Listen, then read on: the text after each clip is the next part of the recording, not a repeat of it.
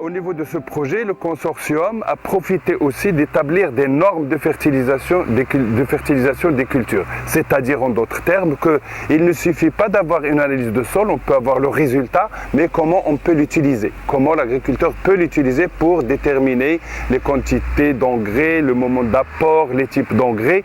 Et c'est pour ça que ce travail-là, c'est ce qu'on appelle l'interprétation des analyses et les recommandations d'engrais. Ils sont faits à travers des essais que nous menons sur le terrain, sur des parcelles d'agriculteurs pour calibrer ces analyses. Et à partir de ces essais-là de fertilisation, et nous avons conduit plus d'une quarantaine à travers le pays sur différentes cultures, qui nous permet justement de déterminer à partir de ces essais quelles sont les quantités d'azote, de phosphore et de potassium apportées pour chaque culture en fonction du rendement escompté, quel type d'engrais, parce qu'il y a différents types d'engrais sur le marché, quel est l'engrais le plus optimum, le meilleur pour la culture de cet agriculteur dans sa région, mais aussi à quel moment on doit apporter ces engrais. Et c'est ce qu'on appelle les recommandations d'engrais. Ils sont faits à travers ces essais de fertilisation.